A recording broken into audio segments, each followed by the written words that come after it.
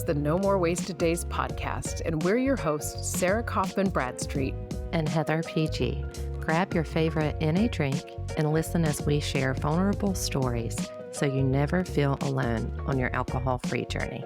And gain insights from us as we break down our most used tips and strategies that have kept us alcohol-free. It's time to break free from wasting any more of your days to the drinking, blackout, hangover cycle. Welcome to another episode of the No More Wasted Days podcast. I'm one of your hosts, Sarah. I'm Heather.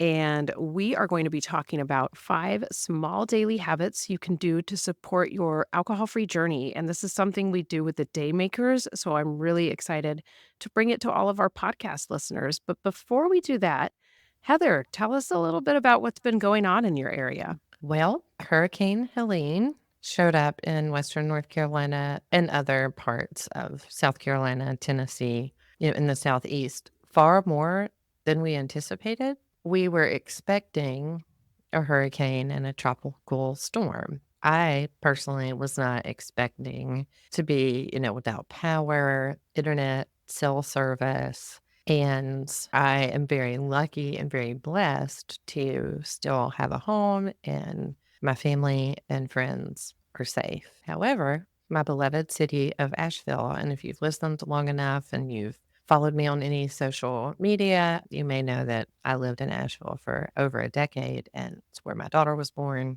So a very special place in my heart. And they are devastated and without power, water, lots of loss of lives, homes, buildings, structures, historical places, you name it. So I personally am okay. And what came to my mind was like, that shit came in like a wrecking ball, truly. Right? And it just really shed a light to me. This is going to weave in perfectly with our episode about the simple things, the simple habits that you can do, even in a hurricane, in a true disaster state, to keep your mental health and keep your course wherever you are on your alcohol-free journey. Yeah, I was just blown away looking at pictures and then putting all the pieces together that we have multiple day makers who were affected. And then when I started reading about Asheville and just being like, oh my gosh, is Heather okay? And then I messaged her and was able to get a hold of you. I was so thankful because I know so many people weren't able to get a hold of people. And it was just, I'm so thankful, just so you know. And I was making behind the scenes preparations to be like, well, I'm going to have to record without Heather. She's not going to have internet. Like, this is wild, but I'm so happy to see you today. Yeah, it's so happy to connect. And like, it is so key to remember, if your triggers are isolation, which is mine, these staying in practice with the tools that work are what kept me sane throughout. Yeah. I was thinking that too. I was like, there was no point in my mind where I thought, is Heather going to drink? Because I know Heather's got a great baseline. And I also knew she was getting a hold of some of her very close people still. So everything was okay there. But it was a concern for me for some of our members who are new to their alcohol-free journey. Because I remember like I know it doesn't compare, but my first snow day without drinking. It was a different thing. So you never know when these things are going to come up. Yeah. And we're going to post a link in the show notes, y'all, so you can check out how to support folks who were impacted greatly by Hurricane Helene. And we really appreciate it. Yeah. If you have the means to support, go ahead and check out that link. Yeah. And before we really move into everything too, it's also October, and October is Breast Cancer Awareness Month. Yes. And also, for folks who don't know, who are listening, I'm a breast cancer survivor. I was diagnosed with breast cancer at about 100 days alcohol-free. I fought it for about a year when my daughter was very little. I actually fought for my life in Asheville. So, just make sure you go get your mammograms, please, please, please, please. And if you are not sure how to do that or have limited resources or access, you can find me on Instagram. I'll be happy to help you do that. No one fights alone. And, early detection will save lives. So, yeah. So just that reminder, go get the mammogram. I need to get mine scheduled, so I'll Yes. make a I'll make a pact to get it scheduled and tell all of you in the month of October. Like it's scheduled, it's on the calendar, it's going to happen Yes. because it's been one of those in the back of my mind thing. So no better time.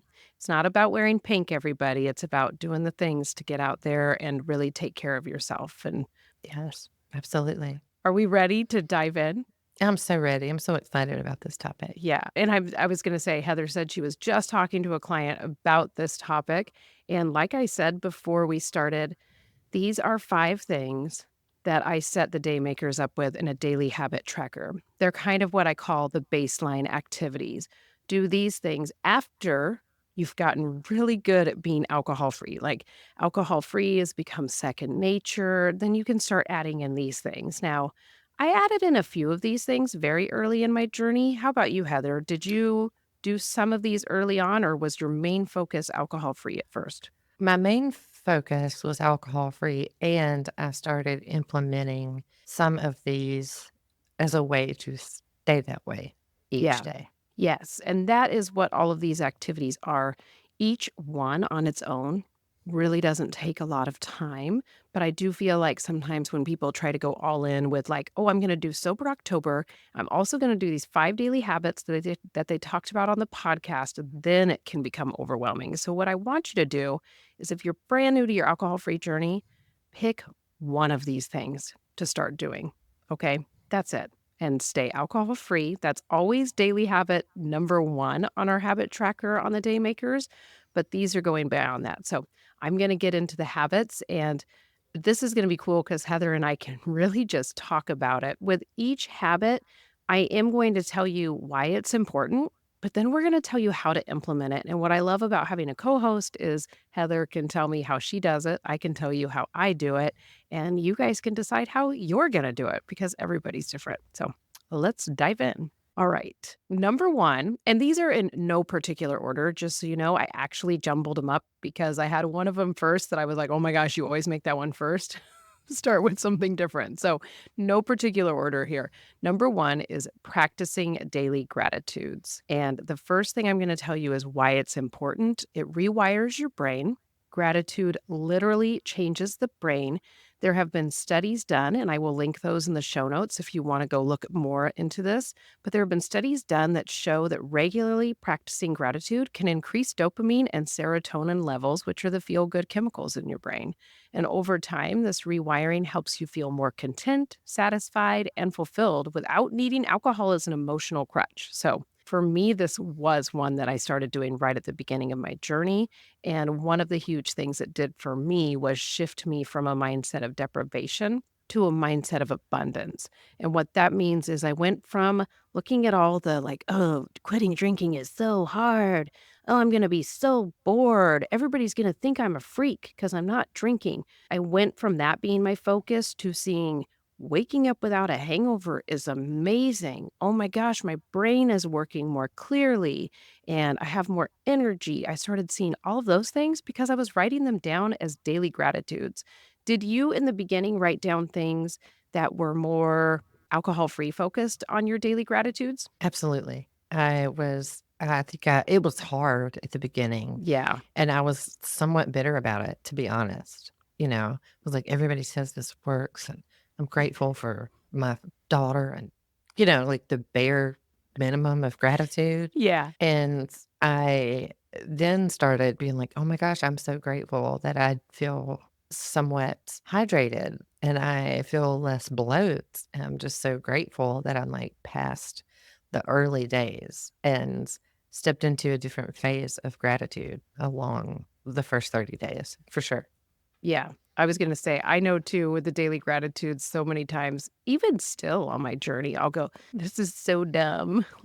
Because sometimes life is really hard, right? And so sometimes Mhm. when you sit down and you look at your journal and you've written the word gratitudes, you'll think, I'm not grateful for anything. And that's when I say, write down the generic ones, like Heather was Mhm. saying, I'm grateful for my daughter. I'm grateful for a roof over my head.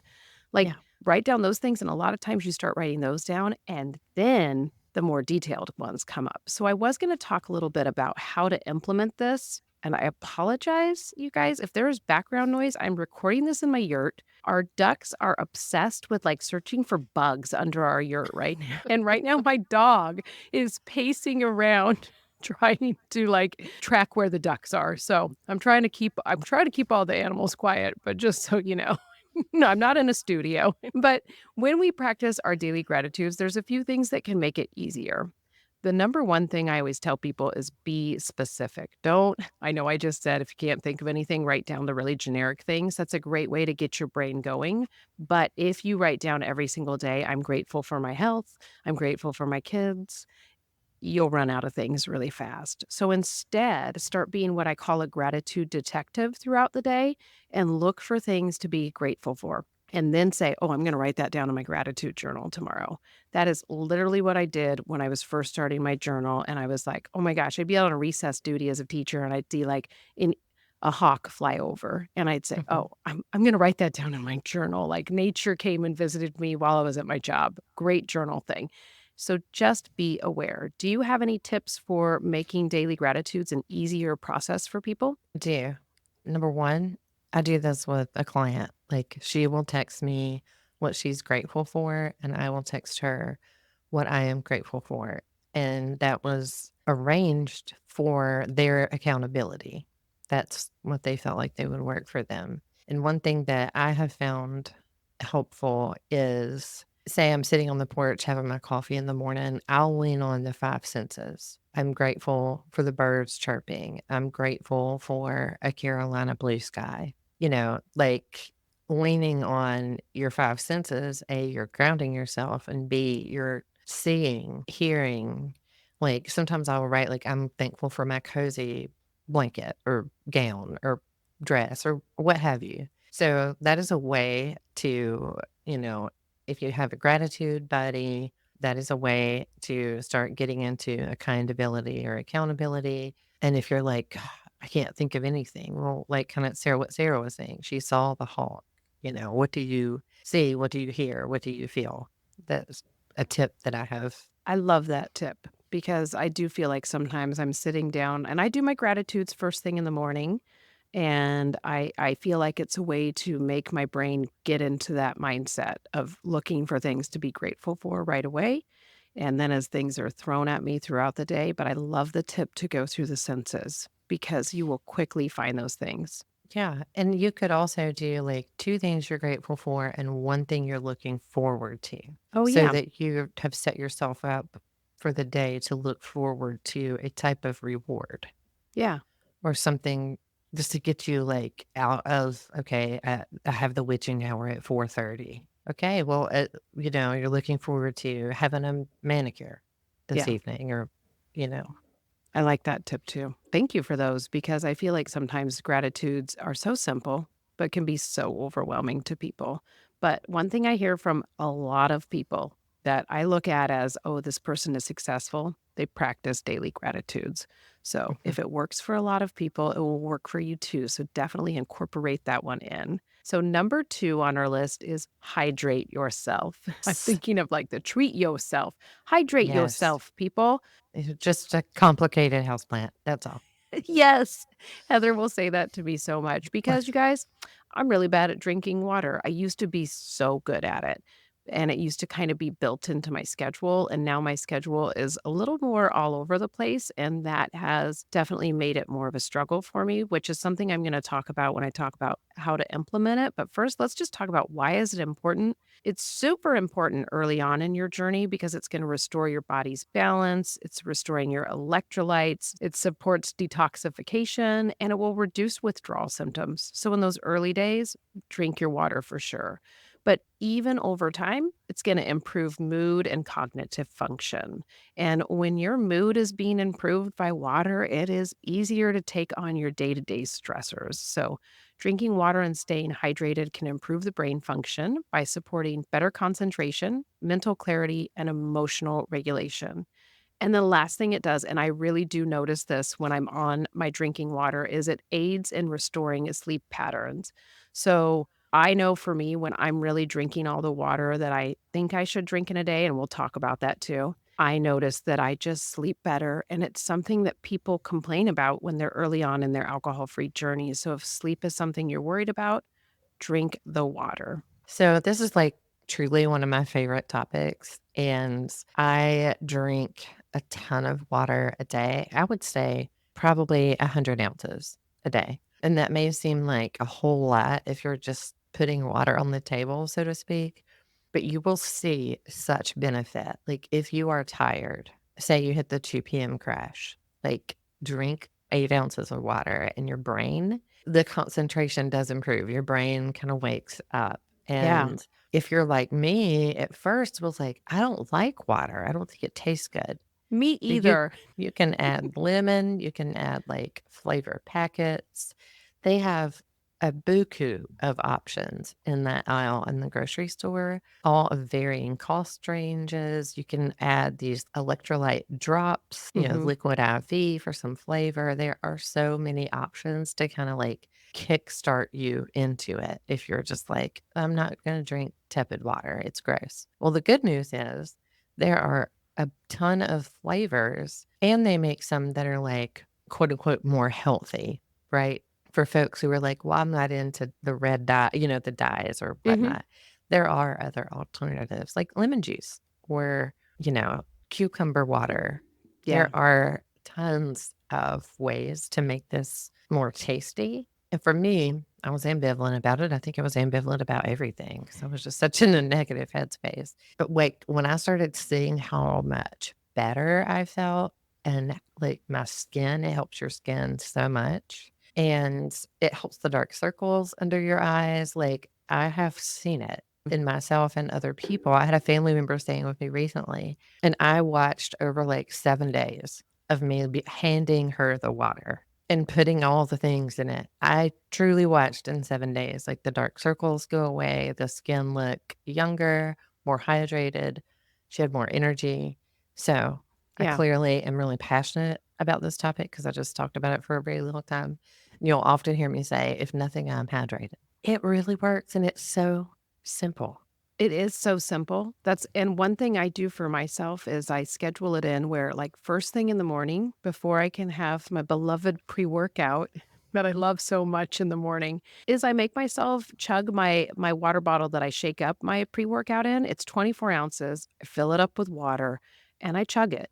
And I think it's so important to like, your body is super dehydrated after it's slept. So usually that water, I just like, once I start, I'm like, "Oh, that's so good." And then I set little goals throughout the day because for me right now, it is a struggle. But when you were talking about how it changes your skin, it's the one thing I notice. And sometimes I'll be walking around thinking, oh, I got to get Botox. Ooh, where are these wrinkles coming from? And then I'll start being on my water game. And oh my gosh, I start looking at myself differently and thinking, wow, I look pretty good. Like, who's that lady? So it really does make a change. And it really, really makes a change in how you feel throughout the day. Like, no wonder. I joke about being a complicated houseplant, but for me, it lands. You just have to water me, give me a little soil and a little vitamin D, and I'm good. And everything's all good. Oh, and one thing I Mhm. was gonna say, people often ask, like, how much water should I drink? The guideline they say is half your body weight in ounces of water, but for me, that's like I'm trying to think right now, what's my body weight even? So for me, that's like 80 ounces of water a day, and that feels like a lot for me at this point. So I shoot for 50 ounces, and if I get 80, like, yes, I'm really winning. Honestly, just look at what you're drinking now and try to set that goal a little bit higher. So just pay attention to what your normal is right now and up it by like 10 ounces. Yeah, it's kinda like alcohol. You don't get to day 100 without day 1. I most certainly didn't Exactly. start out at 100 ounces of water. It was like a progression, a positive progression, for sure. Yeah, exactly. All right, number 3, and this one can feel a little woo-woo to people. It is affirmations. So doing daily affirmations will actually rewire negative thought patterns. And I know we've talked about in previous episodes how many thoughts we have in a day, and it's a lot. And guess what? A lot of the thoughts you have in a day are repeated So, if you can intervene and start doing daily affirmations, and we're going to talk all about what those are, but basically, there is a sentence that you write down each day or say to yourself that is positive. So, if you can start out your day with that, that will become a repeated thought in your brain. And that is a positive thing for you. And it takes you out of that negative headspace that you can really be in at the beginning of your alcohol free journey or at any point in your alcohol free journey, really. Negativity is like kind of a normal thing for us to fall into when life is getting stressful. So if we have these affirmations, it's a really positive thing. They also create a positive feedback loop where your brain is just circling back to that all the time.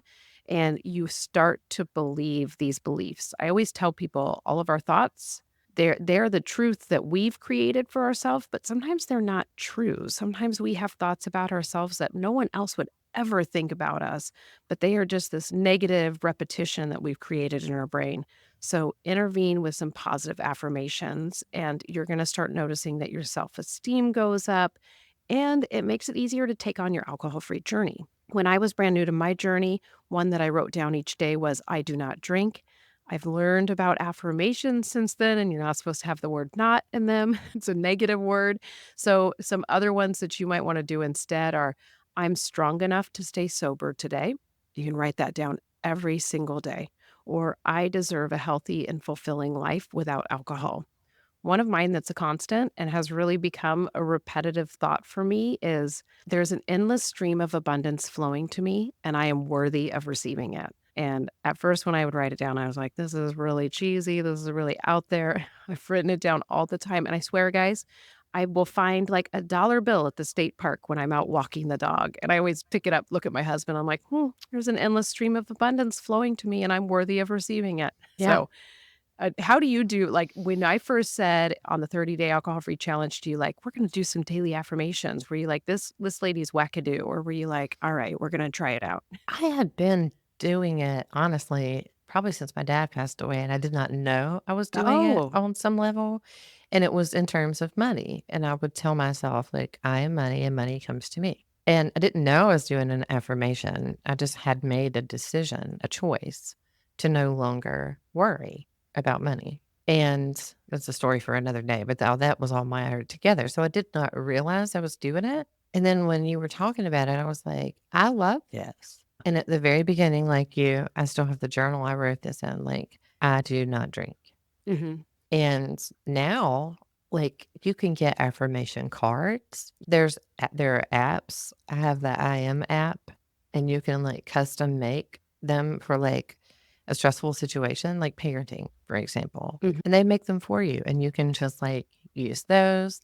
You can make them your password, which is something that I have found to be helpful. I really like that. Like, because it kinda especially, like, if it's something that you may a task or at work, it just kinda sets the tone, Mhm. making it a password. Like, Yeah. I'm not gonna give y'all my passwords, but it could be like, "I love myself," Yeah.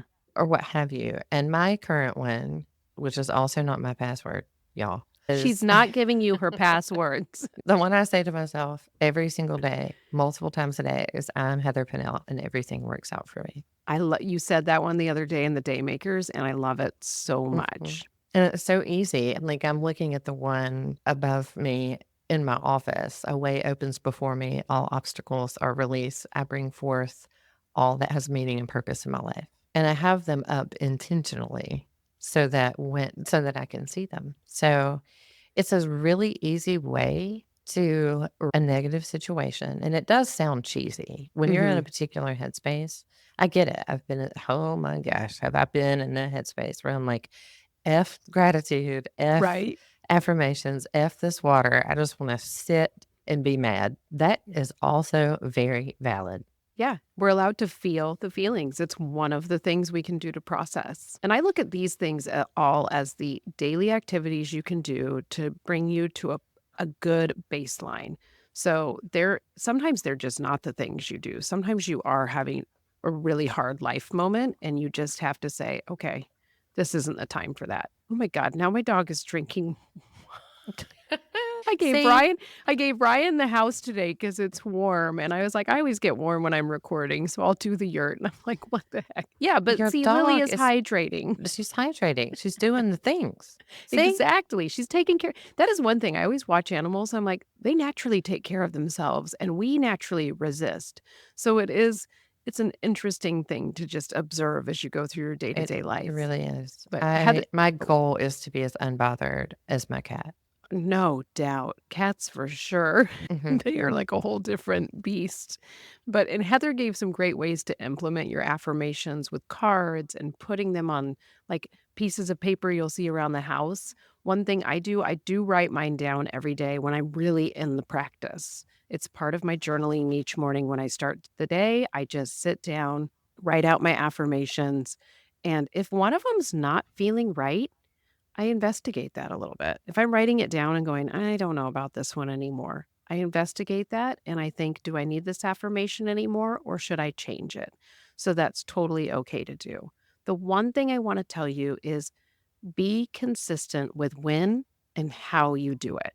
So I think the having them up around your house is a really great thing because you just see it more and more. But really figure out a time each day where either you say them or you write them down and stay consistent with it for like 10 days and just see if you feel a difference. Yeah. For sure, and I think it's important to play with it, and like you said, try it for 10 days, or when you write one down or you say one out loud, it doesn't land, explore it, like, it could be an opportunity to, like, investigate, like, that could be something, like, your intuition telling you, like, "Hey, check this out," or, like, just be like, "Nah, it's not for me." So, I love that you say that because it is a practice. It is, and it's even something like I try to bring it up often in the day makers and we go through exercises where it's like, let's reevaluate our affirmations. And I Mhm. think that's really good because I have ones that I did 5 years ago that would not land today. So give yourself that permission. All right, we have two more to get to. These are so fun to talk about, but I want to make sure we get to all of them. So the fourth one is my personal favorite, but was not my personal favorite when I started my alcohol-free journey. So it's okay if it's not yours. It's meditation. And I know I talk about it all the time, but it's important because it reduces stress and anxiety.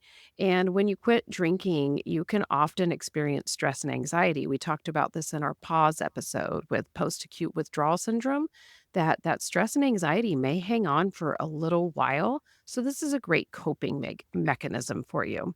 And it just promotes relaxation and it helps your body start to have a healthier way to a healthier way to respond to stress.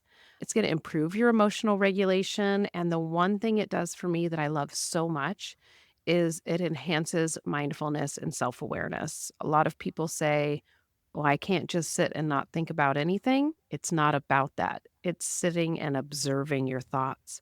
So, actually, if you're sitting and you're having lots of thoughts, it's okay. You can say, oh, I'm going to observe those right now. I'm going to let them pass by. And then I'm going to go back to focusing on my breathing.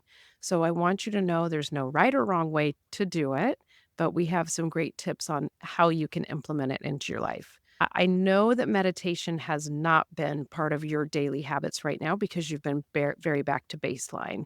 So, where are Yes. you at with it right now, if you don't mind sharing? I would love to share. So, I have struggled all year with meditation, and I found an app. It's called Balance, and I'm not affiliated with them at all. And there's a 1 year free trial. So, I downloaded it because I realized I do better with an app, and that has been somewhat helpful. And what I realized is I was stressing myself out about not meditating, and it enabled me from doing the thing Yeah, that makes total sense. because I was like, "Oh my god, I didn't meditate yesterday." And I would do the checks on the habit tracker, then I'd feel guilty, and I was like, "This feels familiar," like, Mhm. kinda like drinking. And I've talked to my clients who also, like, are kind of in a similar boat with me. Like, to me, this is just according to Heather, a meditation practice could be as simple as sitting on the edge of your bed in quiet. And people may be like, that's not meditative. It actually is if you just slow down and sit down. Yeah. Or like it can be like going on a walk. That can also be like a meditative experience. in my opinion. Mhm. So that's where I am with meditation. So I decided I was just like not going to think about it anymore, and I think that will be helpful Yeah. to re-engage in the practice. And one thing we talk about too in the day makers is I give people permission. If you have the habit tracker with us, you're allowed to draw a black line through one of the columns and be like, I'm not doing that one this month. Like, that's not for me. I've got to create these other habits first. And I do think meditation is one that takes a little while to, one, see the improvement, and two, just get it added in. It can feel really overwhelming. And I always tell people if there's something in here that feels overwhelming, then take it off your list and Yeah. feel zero guilt about it because there are ways to incorporate it. And I love that you have found an app that works for you because that's one thing I was going to tell everybody. Find an app that you enjoy. Don't try to recreate the meditation wheel. Other people have done it for you. So for me, I do the unplug app, but I have looked at Insight Timer and it looks great. There's also Calm and Headspace, and then the Balance app that Heather was talking about. Okay. And then really, it can be like Heather was saying, it can be as simple as stopping what you're doing and breathing in and out for 30 seconds. That's it. And just saying, Mhm. what did I think about during that time? That's it. Just really strip it down. Don't make it this thing where you have to say, I have to do 5 minutes. When I started with 1 minute because Yes. 10 sounded like, whoa. And some days still 10 minutes sounds long. So I Yeah. go through the app and I search for 5-minute meditations. Yeah. And I So, want to say for my fellow ADHD folks, or even like undiagnosed ADHD, I was when we started doing this back in February of 2022 or 2023, excuse me, I was like, I'm like a rat on acid in my brain. Like, this is going to be interesting. Y'all, it does work. mhm. It really does. Even if you're like, but I have ADHD. Oh my gosh, I do too. So I see you and I feel you, and I want you to just try it. Yeah. Thank you so much for sharing your experience because I think it can be, I don't know, almost like a turnoff to people when they're like, here she goes again, talking about meditation and how she does it all the time. I don't do it all the time, guys. I traveled, I got sick. I had 2 weeks where it wasn't happening. I wasn't mad at myself at all during that. I was like, you're going to get back to that. That's no big deal. So just know it comes and it goes and use it as a tool. And if it works for you, great. And if it doesn't, then maybe it's not one of your daily habits and that's okay. That's my PSA. Don't feel bad about yourself. The very last one, and I didn't save it for last for any particular reason, like I said, it's daily movement or exercise, whatever you want to call it. Positively moving your body. I'm not going to tell you a time limit. Often 30 minutes is a great place to shoot for. But if 10 minutes is what you can do, that's fine. I've had a cold that's lasted a little while. So I just have not been feeling great in the mornings when I usually do my workouts. So I've just been taking the dog on a walk and being like, "Good, you did some daily movement." Okay. So don't get too caught up in all that stuff, but I do want to talk about why it's important. It boosts endorphins, it improves your mood, it reduces stress and anxiety, and all those things are going to help with those things we talked about in post acute withdrawal syndrome, but even just in everyday life, right? You don't have to quit drinking and have pause to have stress in your life. It's just Oh, a part of life, right. Goodness right? gracious. No one is exempt from Oh, stress. I know. And exercise can really help out with it. Again, I know that's hard to hear when you're in a place where you're like, I can't find the time to do this. Then start with the gratitudes, and that's your daily habit. That is fine. But one thing that's worth knowing is that it helps your body complete this thing called a stress cycle. And back in the days where we were getting chased by tigers and having to fend for ourselves all the time in really serious situations, you would run from the tiger, you would finally be safe, the stress cycle would get completed. You were going through these high stress situations and surviving, hopefully. And if you had survived, then the stress cycle completed itself and your body released all the good, feel good stuff for you. So you made it through. These days, you have a ton of little stressors coming at you, like your kids saying, oh, I need this field trip form signed, or just your kids being really slow in the morning, like mine, and and seriously driving you crazy, but you're trying not to say anything about it. That's a stressor for me that never gets completed. and that gets you stuck in the stress cycle. And when you're stuck in the stress cycle, that's when things like different sicknesses can start arising. And not sicknesses so much, but you'll start noticing maybe your gut is off balance, or you're having a headache all the time, or you're just really fatigued all the time. A lot of times that can be because you have all these stressors coming at you throughout the day and you're never able to complete the stress cycle. But when you work out, you can complete the stress cycle. You can bring your body really up to this part where it's getting kind of stressed, and then you push through that and you see the end of it, and your body has a release. So I just wanted to give you that little bit of information there. It's from the book Burnout, which I highly recommend checking out if you want to learn more about this. But it's something that makes me go, okay, I need to start working out so I can complete that stress cycle. Yeah, that makes so much sense, and for me, it's just moving your body in an intentional way apart from the steps that you already do. Like, if you count your steps, take it a step further and intentionally move your body and try to, like Sarah said, complete the stress cycle, and it does all of these things really do work when you do them. Yeah.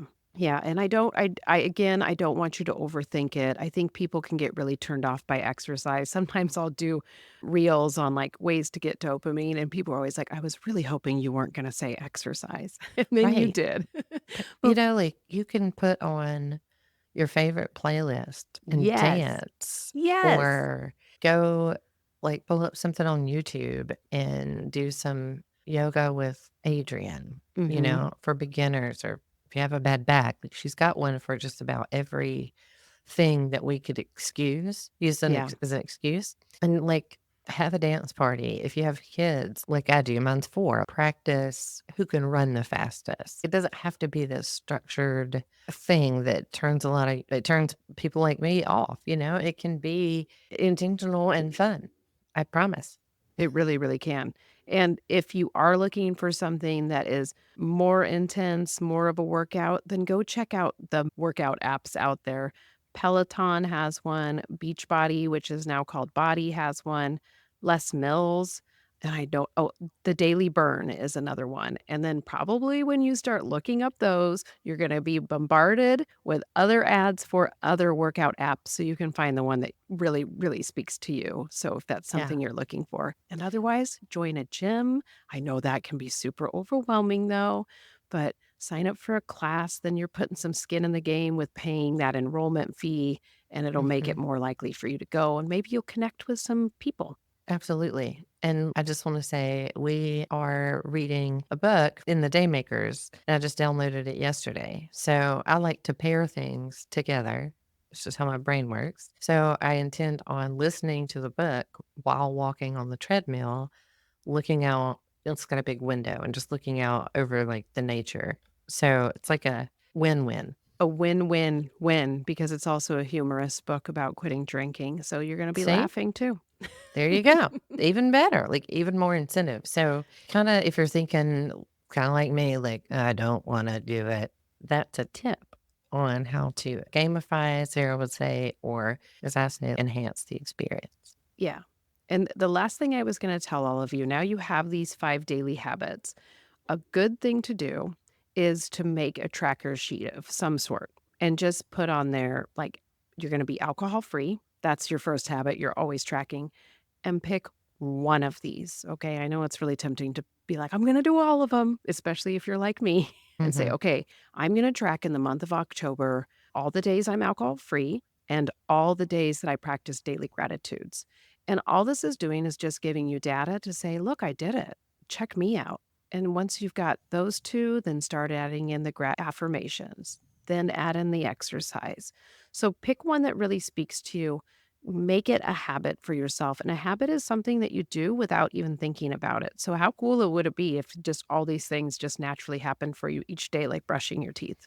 Thank y'all so much for listening. Make sure to check out the links in the show notes for the Daymakers and individual coaching with me. I have some spots available. And be sure to check out the link for how you can support the people in Asheville, and remember to get your mammogram. And if you haven't already, be sure to subscribe to this show and Rate us, review us. It really helps boost us into the algorithm so more people can find this podcast. Absolutely. We'll be in your ear next week. Bye, y'all.